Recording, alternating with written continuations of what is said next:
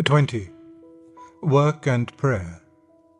Published in the Coventry Evening Telegraph, 28th of May 1945, and reproduced in Undeceptions 1971. This essay is now in First and Second Things 1985.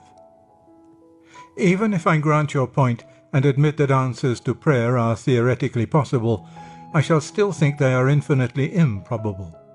I don't think it at all likely that God requires the ill-informed and contradictory advice of us humans as to how to run the world.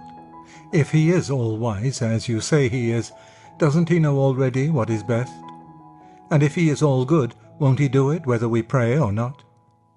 This is the case against prayer which has, in the last 100 years, intimidated thousands of people.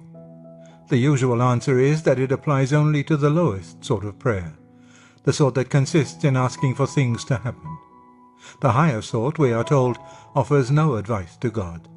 It consists only of communion or intercourse with him. And those who take this line seem to suggest that the lower kind of prayer really is an absurdity and that only children or savages would use it. I have never been satisfied with this view. The distinction between the two sorts of prayer is a sound one, and I think, on the whole, I am not quite certain that the sort which asks for nothing is the higher or more advanced. To be in the state in which you are so at one with the will of God that you wouldn't want to alter the course of events even if you could, is certainly a very high or advanced condition. But if one simply rules out the lower kind, two difficulties follow. In the first place, one has to say that the whole historical tradition of Christian prayer, including the Lord's Prayer itself, has been wrong. For it has always admitted prayers for our daily bread, for the recovery of the sick, for protection from enemies, for the conversion of the outside world, and the like.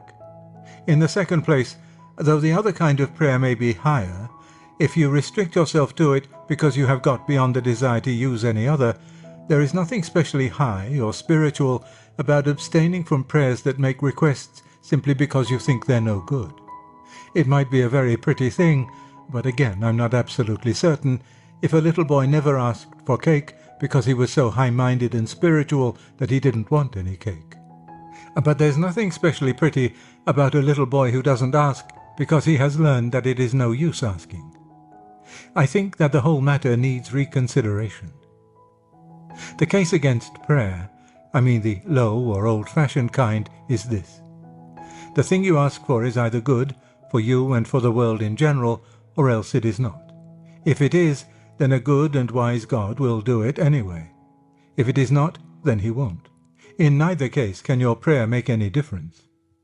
But if this argument is sound, surely it is an argument not only against praying, but against doing anything whatever. In every action, just as in every prayer, you are trying to bring about a certain result, and this result must be good or bad. Why then do we not argue, as the opponents of prayer argue, and say that if the intended result is good, God will bring it to pass without your interference, and that if it is bad, he will prevent it happening whatever you do? Why wash your hands? If God intends them to be clean, they'll come clean without your washing them. If he doesn't, they'll remain dirty, as Lady Macbeth found, however much soap you use. Why ask for the salt? Why put on your boots? Why do anything? We know that we can act and that our actions produce results.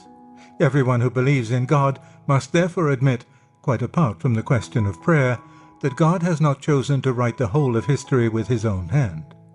Most of the events that go on in the universe are indeed out of our control, but not all. It is like a play in which the scene and the general outline of the story is fixed by the author, but certain minor details are left for the actors to improvise. It may be a mystery why he should have allowed us to cause real events at all, but it is no odder that he should allow us to cause them by praying than by any other method. And Pascal says that God instituted prayer in order to allow his creatures the dignity of causality.